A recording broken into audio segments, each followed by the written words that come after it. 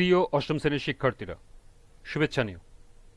আজকে আমি তোমাদের 2025 সালের বাংলাদেশ ও বিশ্ব পরিচয় বিষয়ের নতুন বই থেকে 12তম অধ্যায় বাংলাদেশের প্রাকৃতিক সম্পদ এর পাঠ 3-এর কাজ সমাধান করে দেব। প্রথমে তোমাদের বলবো, যারা আমার চ্যানেলটি সাবস্ক্রাইব করো নাই তারা আমার চ্যানেলটি সাবস্ক্রাইব করবে এবং আমার সাথে থাকবে। তাহলে চলো আমরা ক্লাস শুরু করি। বাংলাদেশের প্রাকৃতিক সম্পদ পার্ট 3-এর কাজ। লক্ষ্য করো, 129 পৃষ্ঠার শেষে একটি কাজ দেয়া আছে। বাংলাদেশের জীববৈচিত্র্যের বাস্তব অবস্থার চিত্র তুলে ধরে একটি প্রতিবেদন তৈরি করো। তো চলো এখন আমরা এই প্রতিবেদনের সমাধান দেখে নিই।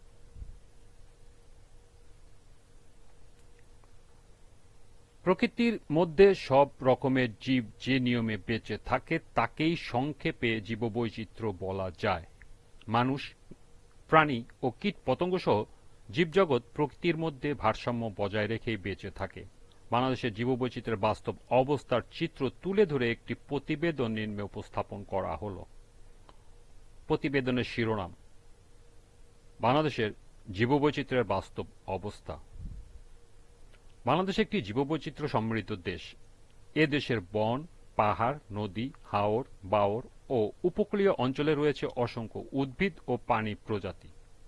তবে দুঃখজনক হলেও সত্য, নানা কারণে বাংলাদেশের জীববৈচিত্র্য মারাত্মক হুমকির সম্মুখীন। এই প্রতিবেদনে দেশের জীববৈচিত্র্যের বাস্তব অবস্থা তুলে ধরা হলো। 1. সমৃদ্ধ জীববৈচিত্র্য।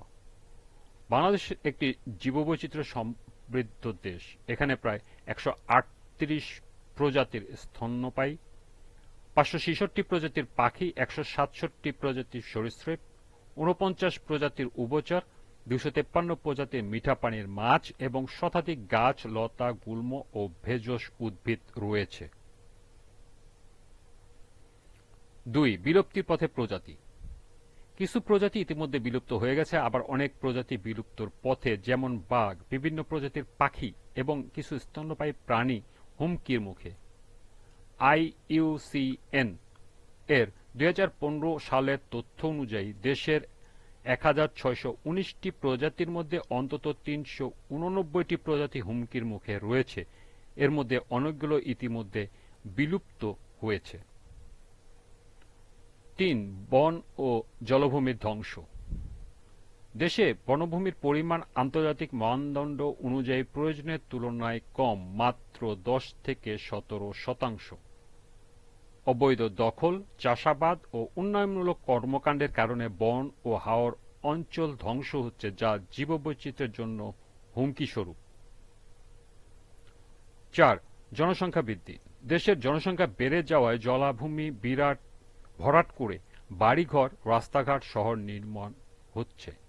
জীববৈচিত্র্যের উপর যার নেতিবাচক প্রভাব পড়ছে। ঘরবাড়ি ও রাস্তাঘাট নির্মাণের ফলে পানি প্রবাহ ব্যাহত হচ্ছে, ফলে উভচর প্রাণী ও মাছের বংশবিস্তারে বাধার সৃষ্টি হচ্ছে। 5. দূষণ। নদী, মাটি এবং বায়ু দূষণ জীববৈচিত্র্যের উপর নেতিবাচক প্রভাব ফেলছে। কারখানার বর্জ্য, কীটনাশক এবং অন্যান্য রাসায়নিক দ্রব্য নদী ও জলাশয়ে ফেলা হচ্ছে, যা পরিবেশে মিশে গিয়ে জলজ ও স্থলজ প্রাণীর জীবনযাত্রা ব্যাহত করছে। 6. জলবায়ু পরিবর্তন। জলবায়ু পরিবর্তনও জীববৈচিত্র্যের জন্য একটি বড় হুমকি। ক্রমবর্ধমান তাপমাত্রা, অনিয়মিত বৃষ্টিপাত এবং সমুদ্রপৃষ্ঠের উচ্চতা বৃদ্ধি বিভিন্ন প্রজাতিকে তাদের আবাসস্থল থেকে স্থানচ্যুত করছে। সর্বশেষ 7. বন্যপ্রাণী পাচার ও শিকার। অনেক দুর্লভ প্রাণী যেমন হরিণ, বনবিড়াল, অজগর, বিভিন্ন প্রকার পাখি অবৈধভাবে শিকার ও পাচার হচ্ছে, যা জীববৈচিত্র্যের জন্য মারাত্মক হুমকি স্বরূপ। পরিশেষে বলা যায়, বাংলাদেশের জীববৈচিত্র্য আজ সংকটাপন্ন।